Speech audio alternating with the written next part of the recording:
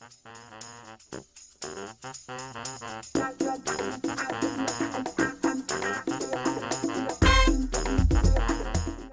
did it. We are back. Welcome to the Open Forum Podcast, episode 004. Corporate worker bees by day, busy dads and gamers by night. Bringing you our version of a laid-back, bare-bones podcast where we talk TV, movies, games, music, tech, and pop culture in an open forum format. Yes, we are the late-night open forum crew. I'm your host, Major Pancakes. This week, I'm rolling like Ben and Han. That's right, I'm rolling solo. Shout out to everyone's favorite tweet hero Dre and Eddie Mac himself, who simply have been consumed by everyone's favorite pastime that we all like to call adulting. So for our viewers today, gameplay footage is brought to you unofficially and unsponsored by Destiny 2 Expansion 1 Curse of Osiris. I'm going to try and get sweaty with that competitive player versus player action today, so wish me luck, and we'll see how it goes. But on today's Open Forum episode, we have our first Tardy For The Party review of 2018. Although released on December 22nd of last year, hang tight and listen in for a spoiler-light review of the first Netflix original big-budget film, Bright, starring Will Smith and Joel Edgerton. And later on, I'll also get into one of the biggest Geekathon celebrations to kick off every new year, the International CES being held this week in Las Vegas, Nevada. And with that, let's get right into it. So, with its streaming empire in a steady position, Netflix has been consistently knocking it out of the park with highly popular original episodic series like Stranger Things, Orange is the New Black, and House of Cards. Not to mention top-notch documentary series such as 2015's Making a Murderer. And now, with the release of the action crime film Bright, director David Ayer and Netflix are hoping to capture some of that same success, with this being the first original big-budget feature-length release for that streaming network. Now, by big budget, it's considered big budget in the sense that if you take a look at an episodic series such as Stranger Things, for instance.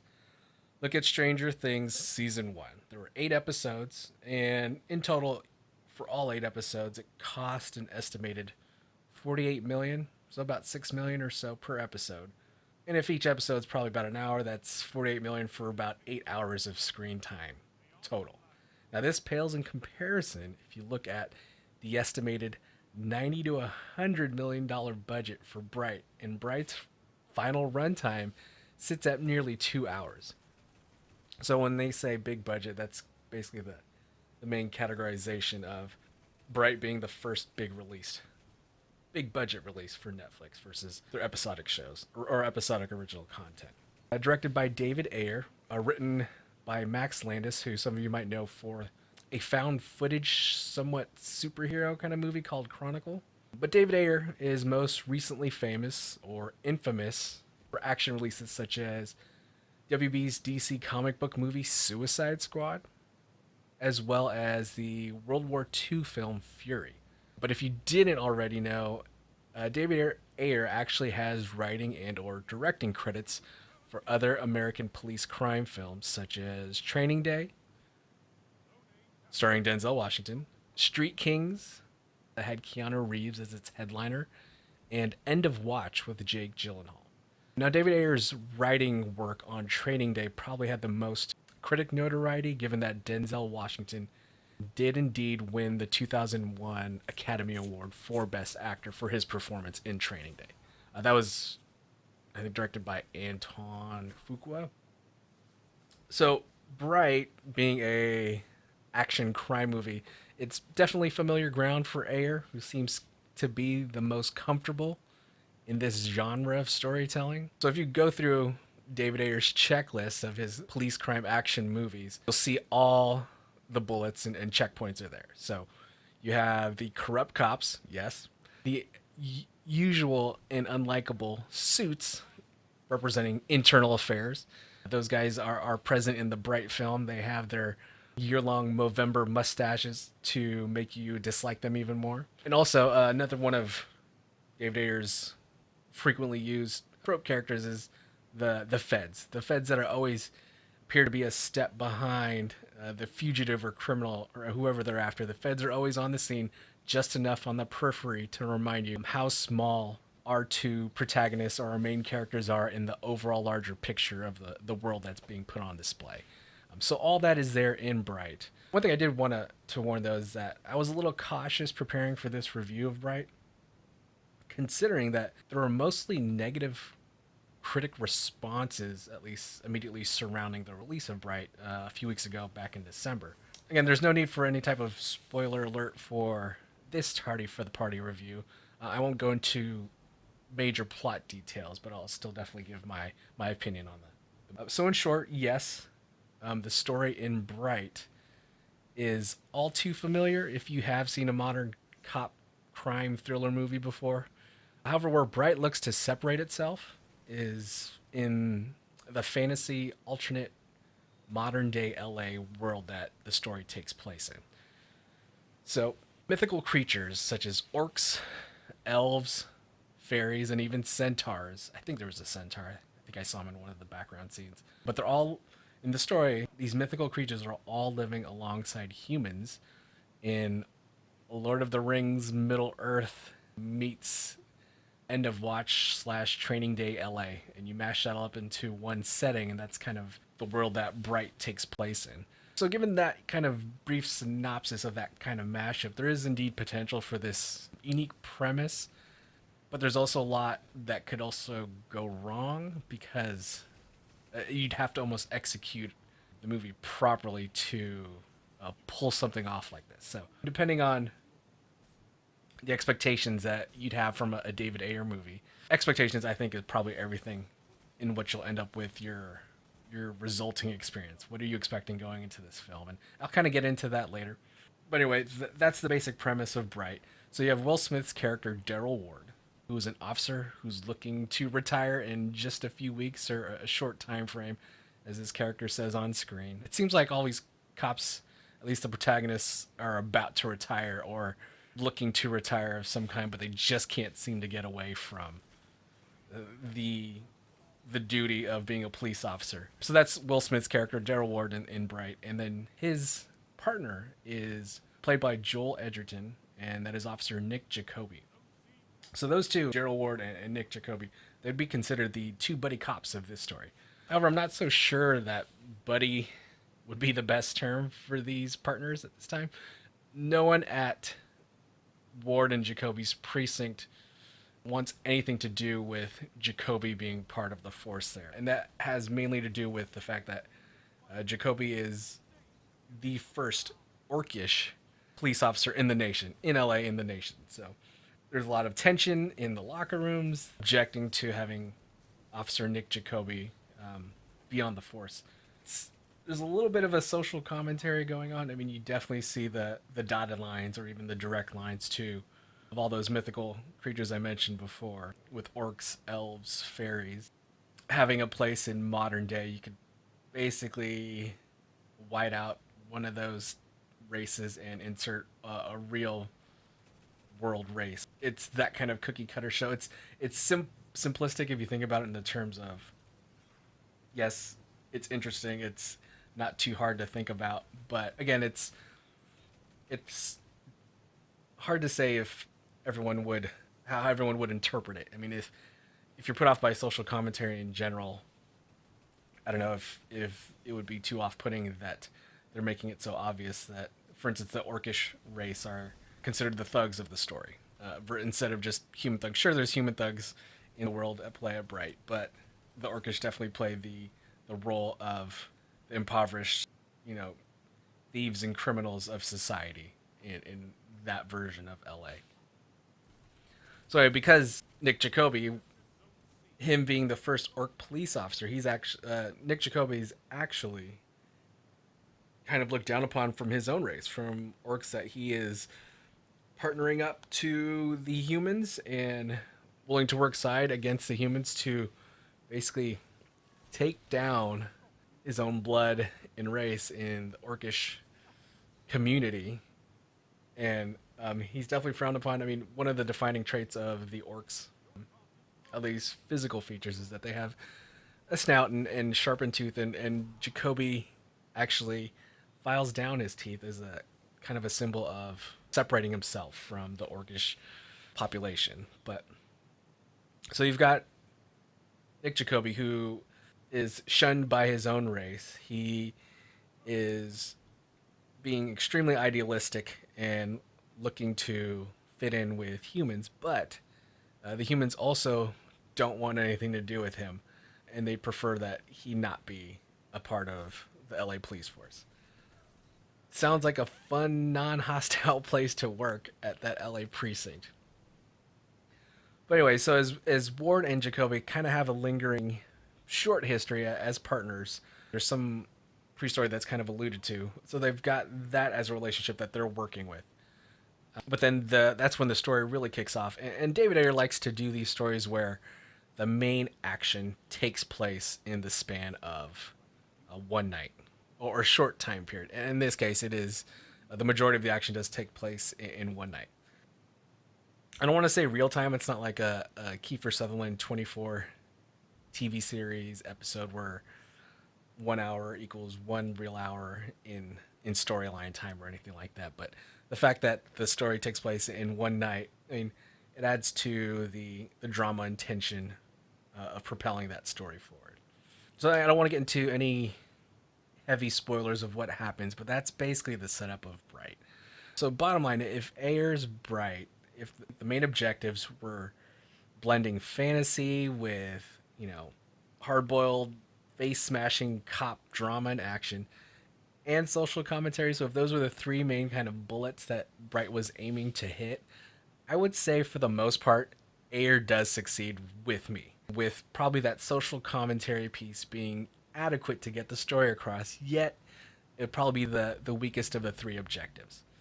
The cop action and drama, you could take off the whole layer of the fantasy and mythical elements, take away the MacGuffin, which is a magic wand. It's literally called a magic wand in the movie, and that's the big MacGuffin of propelling all our characters in the story. So if you take all those things out, it would actually, I would still think it to be a decent crime drama movie. Another LA police story movie that keeps you engaged. It's pretty raw in the action. It is, I found it interesting that the rating on it is TVMA, but I would have interpreted as a rated R if it was released in theaters because of the kind of gory violence as well as the language. It definitely felt like a hard R movie for sure. And because of that, I think it does its job of being a good cop crime drama movie. The action was great. It didn't feel cheap at all to any extent. It was very engaging. It didn't put me to sleep, which is kind of a bad way to say it. I guess the best way to describe it would probably be the cliche dumb but fun. There's some moments where that I kind of didn't know what was going on in the action, but it kind of didn't matter at the same time. You just knew that our protagonists were in danger and they had to get out somewhere. So it wasn't too distracting. Yeah, it was definitely dumb but fun in the moment. So, I mean, if you think about it, Bright doesn't make you think too hard, and it doesn't make you fall asleep either. I did also find moments where I truly wanted to spend more time in the larger world. There's a little bit of hints and breadcrumbs to the mythical elements of the story. So if you have the orcish race, why are the relationships between humans and orcish such?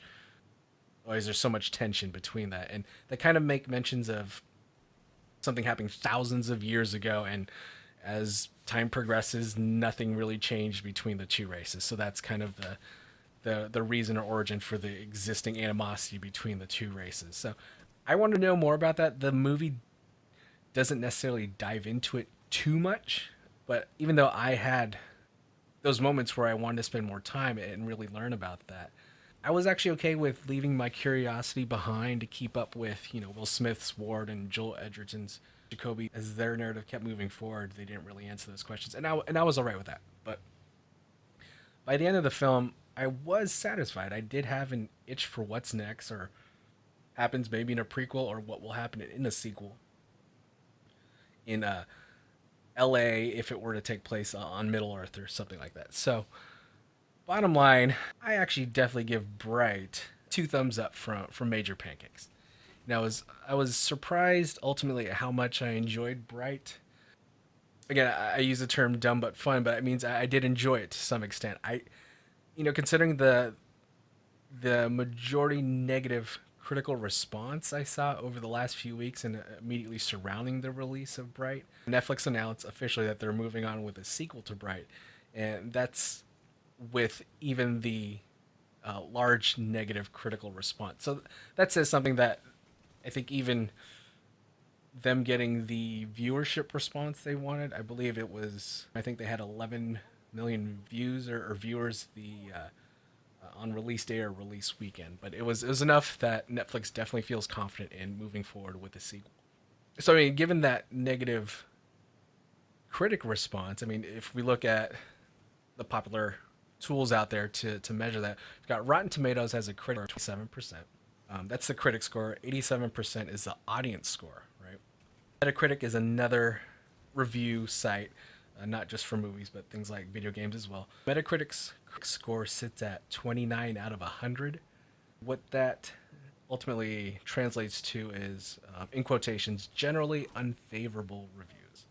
And then at Metacritic still, the user scores sit at 7.3. Now, it doesn't line up one to one with that 29 score for the critics, but that 7.3 user score translates to generally favorable reviews. Given the critic audience divide as seen last month with The Last Jedi, now we look at Bright's kind of divide in scores between critics and audience. It actually, begs the question, kind of leads you to give further thought as to why are we possibly seeing this divide between critics and the audience? I mean, it's a good question. It's a tad bit different with The Last Jedi. I mean, it's a little bit of the inverse, where The Last Jedi saw generally favorable critic scores, got 90% on Rotten Tomatoes, and then inversely had low audience scores instead, where Bright was kind of the vice versa of that, or the opposite of that. Audience for The Last Jedi were around 49% compared to, again, the 90% of the critics. I mean, even some quotes that were going around were that for The Last Jedi, the divide between the critics and audience was the largest ever on record for a Star Wars film. So, I mean, I think there's something deeper than what meets the eye here than just seeing this large gap between what critics are giving as responses or how they're reacting to releases these days versus what audiences are experiencing or what they're responding with to a release. The Last Jedi is a different can of worms on its own, given the global recognition and established fan base of Star Wars in general.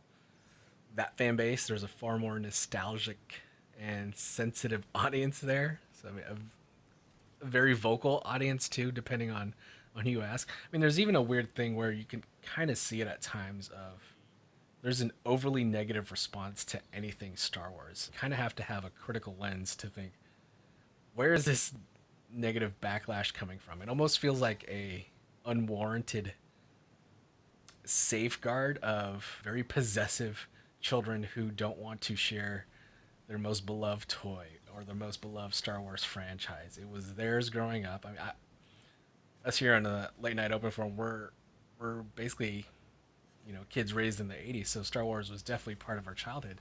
But there's some out there who grew up at the same time frame, but they don't want to share Star Wars. And when there's anything different from the nostalgic feel of what they had growing up, they feel like it's being taken away from them, so they get very vocal about it. So that's that sensitive audience for Star Wars.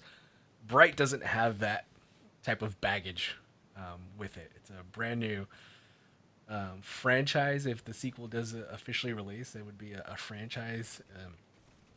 It didn't have anything preceding this release, so there's just a lot more potential in Bright to move forward. So again, even though that divide between critic audience responses are similar between The Last Jedi and Bright, they're not necessarily the same exactly. So, I mean, if you think about it, Bright the divide between the critic and audience response for Bright. That divide will have to be taken on its own. I just brought up The Last Jedi because for some reason we can't have a podcast on the late night open forum without talking about Star Wars in some format. Our weekly mention of Star Wars, there you go. You can have it. So maybe if you think about Bright's release in itself was unique, right? Bright was released. It was released around The Last Jedi, but the main difference is The Last Jedi was released nationwide in theaters everywhere. Round the clock, midnight releases, early in the morning showings. Last Jedi was saturating the market nonstop. Now, Bright was technically a direct to home release, right? If you have Netflix streaming, I think there was a limited release in some theaters, probably like New York and LA only or something like that. You could actually see Bright in theaters. However, the majority of people who saw Bright, and maybe even the critics who saw it, Bright was a full streaming day and date direct to home release. And that's just simply through the standard Netflix subscription streaming service. So, given that unique situation around Bright's release, I have some ideas and thoughts as to maybe what's going on generally or even just with Bright, but mainly what's going on with the emerging critic audience response gap that's kind of happening before us. I think that the likeliest culprit to the divide for the response to Bright is the fact that because it's being experienced mostly direct to homes by streaming, I think that is what's causing most to lower expectations. And that's I'm speaking as far as in terms of general audiences, someone like me or anybody else just looking to watch the film. Now, if you take a critic whose job and responsibility it is to treat a brand new release like Bright, they probably treated it like a normal blockbuster theatrical release, right? So if I'm a critic, and even though I'm watching Bright at home, I would still probably have my checklist that movies that are going to be nominated, worthy of an Oscar nomination, have to hit this certain checklist that I have in front of me. So critics are still holding a thorough rigor to critiquing and evaluating a movie such as Bright. But if someone for the general audience, they're at home, they're in pajamas even, watching the movie from their big screen TV, no matter what size it is. So there's kind of a difference in expectations. The first thing that comes to mind is, for the most part, there's something about not having to pay $10 to $20 for a movie experience. Because I don't have to pay that and I get to sit at home, that kind of allows me or leads me to forgive any shortcomings a movie might have, right? If it's something that's not as believable, I didn't have to pay $10 to $20. I'm not expecting the best or a perfect movie. While we might say that, nothing's perfect, if we're paying money to go see it in the theater, we would hope that it'd be exceptional or at least above and beyond to make it worthwhile and to earn our praise. So, I don't know. That's something to say about the home environment as you watch a brand new release like Bright versus watching it in the theaters. For instance, the last thing I saw on my 4K TV screen prior to starting Bright was I had some random YouTube video reviewing a game or some product I can't even recall. It was that forgettable, that YouTube video clip. But so I'm watching a YouTube video clip. I flip over to Netflix. Now, immediately jumping from a YouTube video and going right into a 4K high definition picture, I'm seeing something with high production value, regardless of its high production value, if it's a good quality in comparison to other high production value movies. My default perception of Bright, just by immediate contrast to what was right before it, a YouTube video, I'm immediately going to think much higher of a movie such as Bright, just because I saw that right after putting on a YouTube video. So put that experience I just gave you, seeing a YouTube video, immediately flipping to something like Bright in 4K and watching a film. Let's put that in contrast to your common theater experience. So if you think of it this way, when you go to the theater and watch any film, there's typically, 15, 20 minutes of preceding trailers. And those trailers kind of act as a warm up to remind you of movies that are out there or that are soon to be out there. And having those trailers ahead of time can act somewhat as a point of reference of what you should be excited about, what you could be excited about, and even what you're really looking forward to, the main feature that you're there at the theater for. So that kind of comparison between trailers and then the movie that you're finally there to see, and when that finally hits the screen, your expectations are heightened, to a certain level. You're not going to get those warm-up trailer viewings, that heightened level of expectations, when you're sitting down on your couch for a movie like Bright premiering on Netflix. I mean, almost any movie with some kind of production value, even if it's a cheap TV series with a script. I mean, you put that immediately following some shaky phone camera YouTube video, you'll immediately put higher evaluation of that cheap TV series, just in direct proximity in comparison to that shaky phone cam YouTube video. So for me, on my TV at home, watching Bright, it's an entertaining film. It's definitely not worth the label of worst film of 2017, as some critic out there put. Would I have the same experience if I had paid, $40 to $50 on a date night to go see Bright in theaters on a big screen? It's tough to say, but I would assume that my experience would most likely be diminished if I had to pay for a date night. I mean, that contributes to the hope that this movie better be worth it, right? Like, I'd want to make sure that I got something. But I mean, this speaks to, it's a little bit of the sunk cost fallacy, the misconception. You make rational decisions based on, the future or the perceived value of objects or investments. It's an emotional investment, right? The more time we spend with something, we accumulate an attachment. The movie's going to be what it is. The quality of the movie was set the moment the final edit and cut was printed and released out to theaters, right? There's nothing we can do to change that. But because I've spent money on it, it's kind of a hard line to abandon, abandon my investment in something like a movie because the quality was bad. I'd like to think of myself as a smart buyer and that I picked a good movie to watch. I don't throw it up, especially if we're going to pay 40, 50 bucks to go see a movie on date night. I enjoyed Bright. That's the bottom line. I enjoyed Bright. I feel that David Ayer did a great job with bringing his usual high action, really raw and kind of gritty crime story and bringing it to light. Will Smith is great. I mean, it's because it's somewhat of a familiar story. I don't think there was much more that Will Smith can do with the source material. So, 2 thumbs up for me.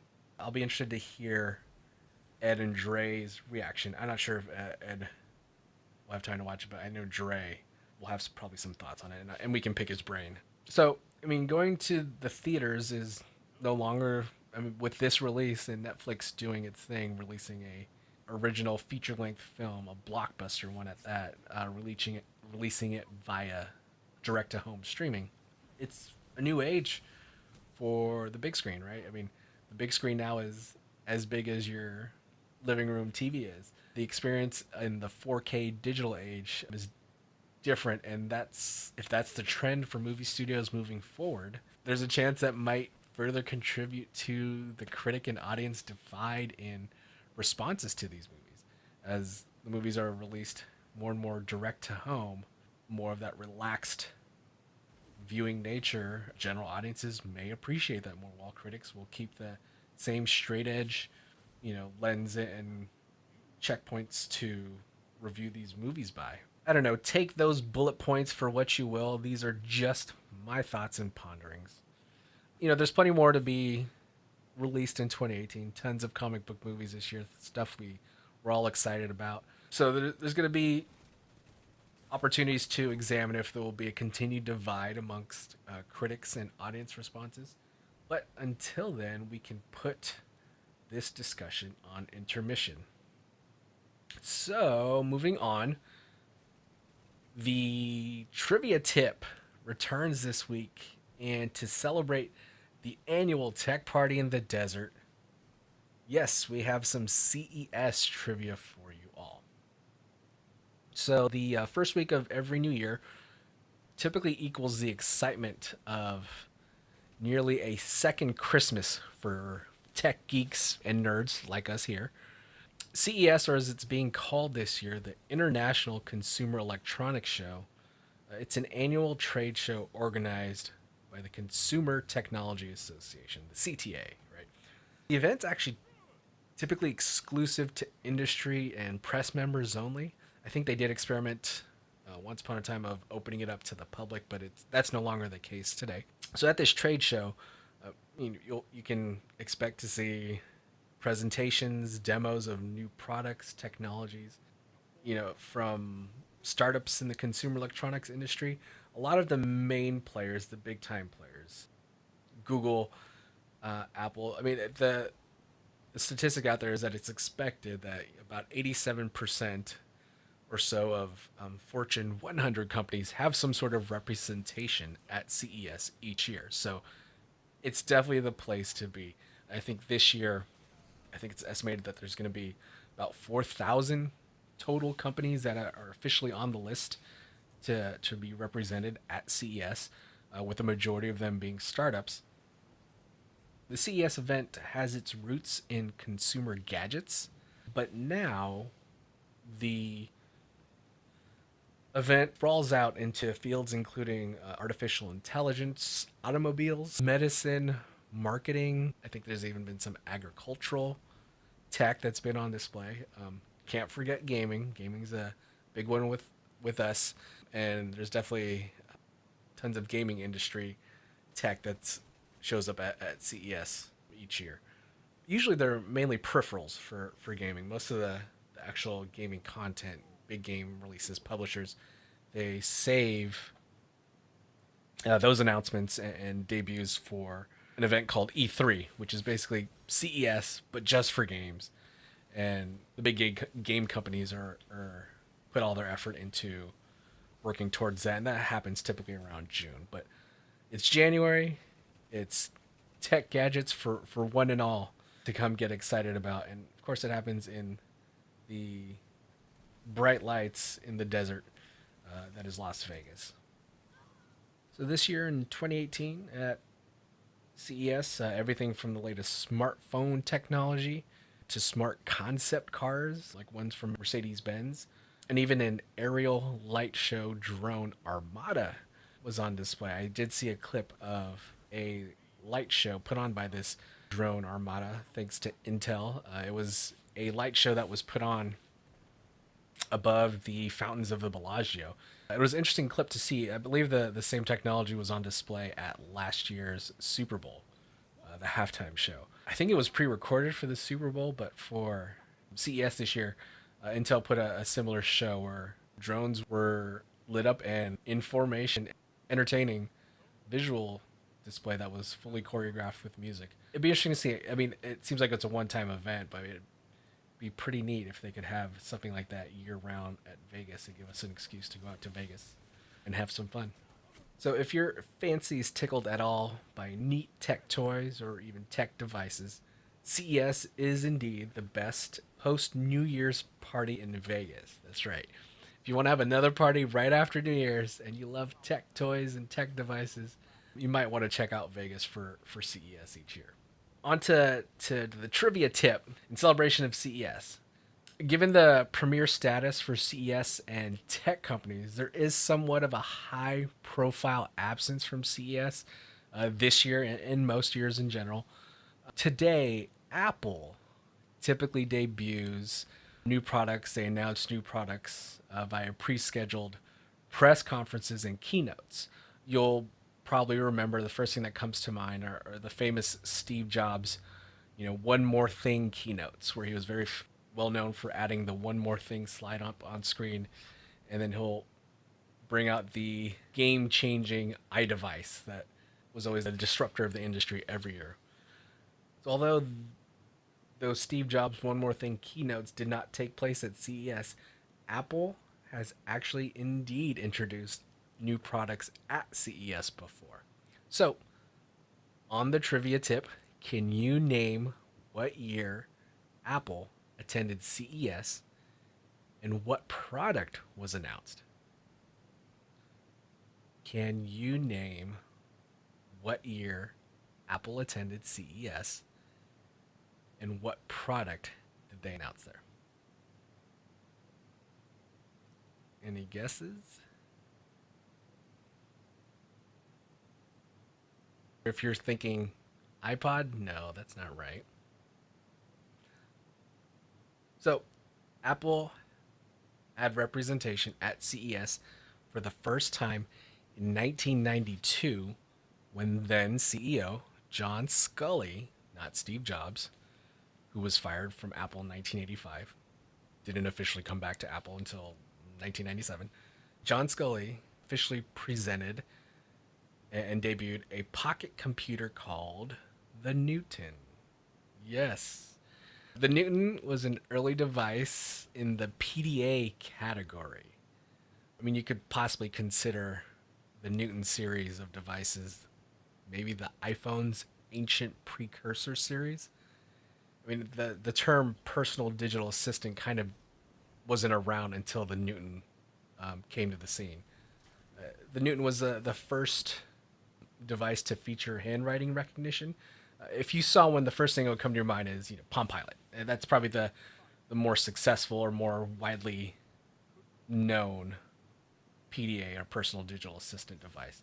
I think that's partly due to the premium pricing nature of Apple products as we see today versus back then. It was even more prevalent that the cheaper products, whether if they had the same quality as an Apple device, the cheaper products seemed to be more widely spread around. So Apple started developing the Newton platform in 1987, but it wasn't until the announcement in 1992 and eventual release in 1993 that the Newton devices were sold and distributed. Those devices at the time had very limited audio and music capabilities. Production for the Newton officially ended in 1998, and that's just a few short years before we saw the first iPod. In celebration of CES, that's the first trivia tip for this week. We'll have one more for you. So, gaming for us at the Late Night Open Forum, we're big gamers. Ed not so much these days, more so Dre and I, but gaming's a big part of our lives. Hopefully you're enjoying the gameplay footage. I'm definitely trying my best. I am getting a little bit of sweaty palms from this intense PvP action going on here. Anyway, gaming's was near and dear to us here at the Late Night Open Forum. Our lives would forever, our childhoods would forever be changed with technology that debuted at CES. That's right, the Nintendo Entertainment System. The original NES home gaming console debuted at the 1985 CES. Although Nintendo's NES may have started it all for our generation and future generations to come, there was actually another home console that truly started it all before. Although this console was not technically the first home game console, on the trivia tip, can you name what that home gaming console was that officially started the home gaming revolution? And what year did it debut at CES? I know that most of you, first thing that came to mind, you would say Atari. Yes, Atari was probably my first. No. Yes, Atari was probably the first around in my generation, but the NES was probably the first console in my home that I owned. But if you said Atari, that is close, but not really. So, a console version of the popular 1972 arcade game Pong made its way to homes and houses across America in the form of the home Pong console. It was an instant success following its appearance at the 1975 CES. The home Pong console was released exclusively through Sears, and that game, I mean, it's funny to think of it, it was a single game and console, and that became Sears' most successful product at the time. Seems like a foreign idea to some, especially today, that there were no cartridges, no floppy disks, CDs, or even downloads. I mean, a game console dedicated to one game and no internet connection? That's preposterous. How am I supposed to give game companies my microtransaction dollars, right? Anyhow, that's going to do it for us this week, or for me. I'm Major Pancakes. We live vodcast the latest episode of this open forum podcast every week on Twitch under Late Night Open Forum. Tune in there, follow us, drop by chat, say hello, ask a question, or share your thoughts live as we premiere the latest podcast episode with you live through the power of the internets and Twitch. Or, as always, you can check out this podcast when your listening appetite demands by checking out our YouTube channel. So thanks for viewing and or listening. Please, if you liked what you heard and or saw, leave a comment, follow, share, like, and or subscribe at any of the places where you're checking us out. You can find all the numbers and words and sentences, deets, and links in the descriptions. And we'll catch you on the next one.